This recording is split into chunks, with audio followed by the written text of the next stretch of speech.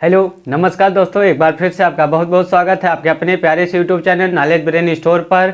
दोस्तों, इस वीडियो में हम आप सब लोगों को क्लास 12 का केमिस्ट्री पढ़ाएंगे, जिसमें हम आप सब लोगों को बोर्ड एग्जाम की दृष्टि से बहुत इंपॉर्टेंट टॉपिक लेके आए हैं। बोर्ड एग्जाम में ये आपका हमेशा 5 नंबर में ये क्वेश्चन पूछा जाता है। देखिए, टॉपिक का नाम क्या है? ओस्टवाल विधि द्वारा नाइट्रिक अम्ल का औद्योगिक निर्माण, यानी ओस्टवाल विधि द्वारा हम नाइट्रिक अम्ल का निर्माण कैसे करेंगे।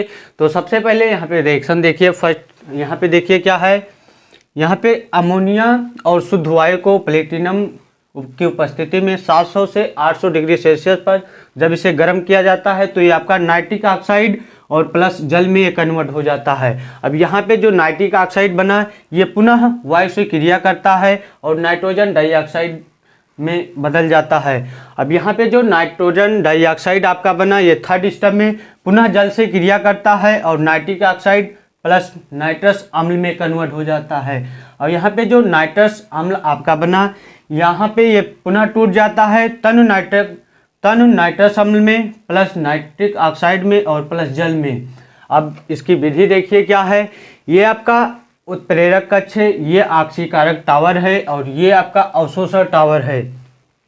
तो इस विधि में अमोनिया और शुद्ध वायु जो 100% शुद्ध होता है, शुद्ध वायु का 1:9 आयतन में उत्प्रेरक कक्ष में भेजते हैं, जहाँ पे प्लेटिनम धातु की जाली लगी होती है।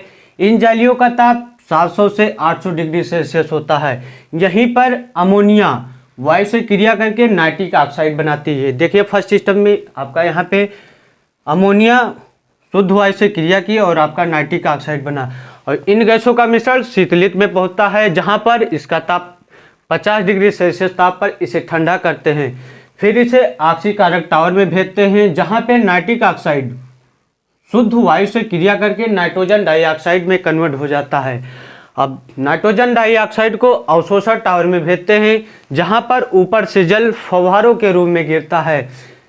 जल यहाँ पे नाइट्रोजन डाइऑक्साइड से क्रिया करके तनु नाइट्रिक ऑक्साइड में कन्वर्ट हो जाता है। इस प्रकार आपका ओस्टवाल विधि द्वारा नाइट्रिक अम्ल का निर्माण किया जाता है। एक बार फिर से देखिए फर्स्ट सिस्टम में क्या था आपका, अमोनिया शुद्ध वायु से क्रिया किया और आपका नाइट्रिक ऑक्साइड प्लस जल बना लिया। और यहाँ पे देखिए जो नाइट्रिक ऑक्साइड बना सेकेंड स्टेप में पुनः वायु से क्रिया करता है और नाइट्रोजन डाइऑक्साइड बना लेता है।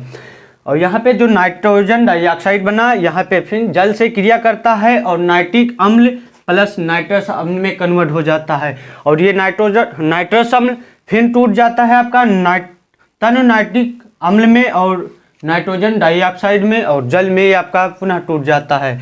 और यहाँ पे देखिए विधि इसकी क्या थी, ये आपका जो है ये उत्प्रेरक कक्ष है, इसे हम आक्सीकारक टावर कहते हैं और इसे अवशोषण टावर कहते हैं।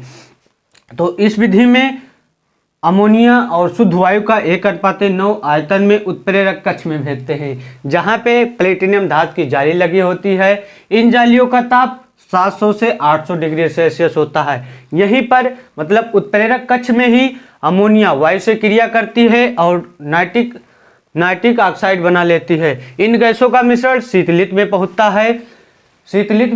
है, जिसे 50 डिग्री सेल्सियस पर ठंडा किया जाता है। फिर इसे आक्सीकारक टावर में भेजते हैं, जहां पे नाइट्रिक ऑक्साइड और वायु से क्रिया करती है और नाइट्रोजन डाइऑक्साइड बना लेती है। नाइट्रोजन डाइऑक्साइड को अवशोषण टावर में भेजते हैं, जहां से ऊपर से जल फव्वारों के रूप में गिरती है। यहीं पर जल नाइट्रोजन डाइऑक्साइड को अवशोषित करके तनु नाइट्रिक ऑक्साइड बना लेती है। इस प्रकार आपका ओस्टवाल विधि द्वारा नाइट्रिक अम्ल का निर्माण किया जाता है। तो देखिए दोस्तों, मैं काफ़ी आसानी से आप सब लोगों को ओस्टवाल विधि द्वारा नाइट्रिक अम्ल का निर्माण कैसे किया जाता है बता